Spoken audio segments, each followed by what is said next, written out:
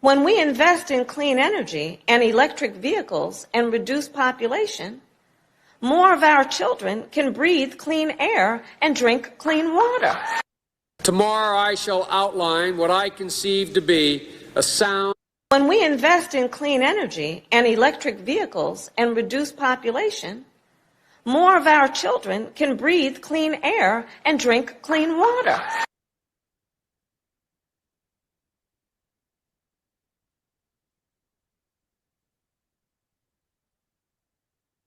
Tomorrow I shall outline what I conceive to be a sound and compelling American agenda for this new world order. For across the planet today, we find ourselves confronted not by an ideological threat or an expansionist design of a military power, but by the rising tide of global problems that threaten mankind's very survival. We face a tidal change we can hope to manage only through the spirit and mechanisms of international cooperation. The full panoply of threats to our future security and prosperity, the proliferation of deadly high-tech weapons, the accelerating degradation of our planetary environment, economic protectionism and unfair competition, overpopulation and migration, narcotics and aid. These all require, Mr. President, global solutions. Overpopulation, global solutions. Overpopulation, global solutions. Fortunately, the American people comprehend this reality, and precisely for that reason, they expect to see the strong hand of American leadership in world affairs.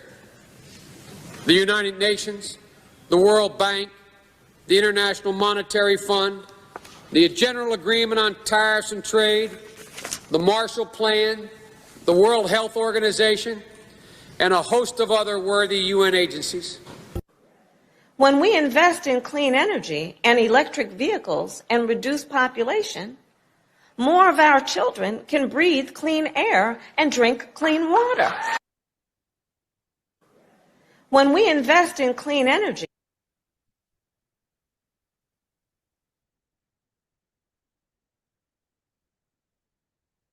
what you might not know is there is some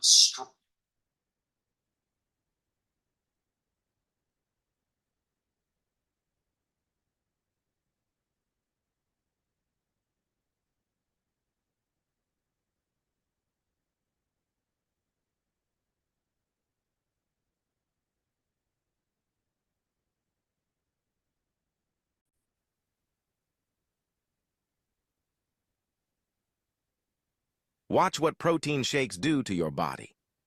This is a protein drink. You've got almond butter. Almonds have a best and worst dinner for your waistline.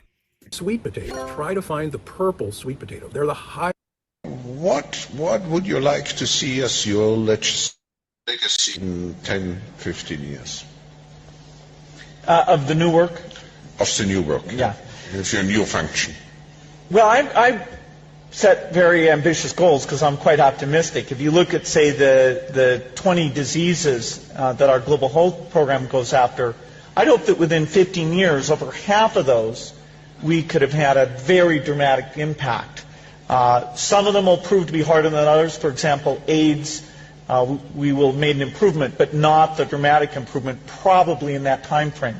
Malaria, perhaps, and a number of the other ones, we have things in the pipeline. So, you know, huge change in the mortality rates in developing countries, which then has this effect of reducing population growth. That's this big benefit that then makes everything like education and nutrition a lot easier. So I have very high expectations there, and we actually use these dashboards internally at the foundation to make everything be quite numeric. You know, we're trying to be rigorous about that and even share those so that people can see, oh, you fell short of what you had in mind, and then we get to explain if we have any lessons that might be learnable from other foundations. So I think there's some things about how we go about things that I hope those learnings can have an impact. There's the specific work in the different divisions, health, development, and the U.S. education work.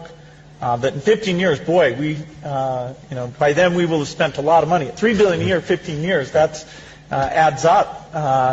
And for that, people should have a very high expectation of what we can do.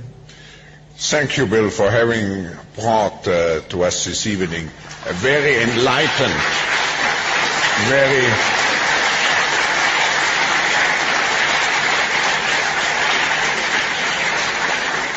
a very enlightened view of capitalism. I hope many will follow you. We will facilitate it in any case, because that's the mission of the World Economic Forum.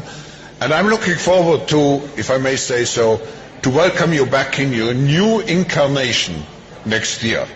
Thank you. Thank you.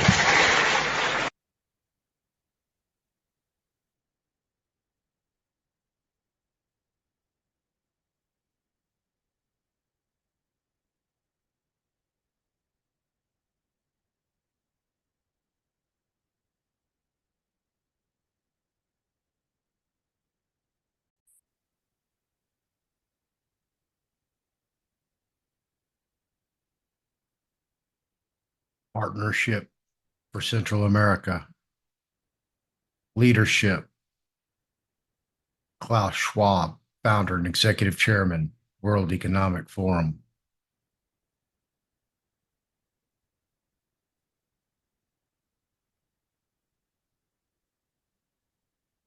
Who are these folks?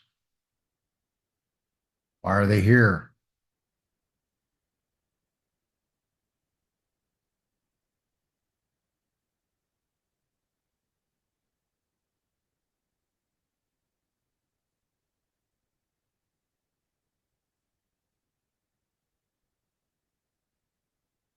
We're here because of this article. Spectrum News, New York. Written by Austin Landis, Washington, D.C., February 6, 2023. In a continued effort to curb migration, VP announces $950 million in Central American investments. We'll just scroll down here, and we're talking about El Salvador, Guatemala, and Honduras. And who's running this? Well, Harris, on Monday, was also unveiling a U.S. government investment facilitation team to work with the companies in the region with a focus on combating corruption and workers' rights. An organization called the Partnership for Central America organizes the vice president's initiative through work with nonprofit, private companies, and government.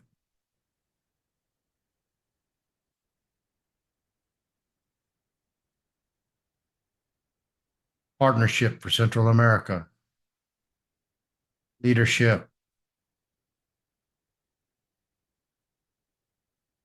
Klaus Schwab, founder, executive chairman, World Economic Forum. How much money went to them? These folks are controlling $4.2 billion tax dollars.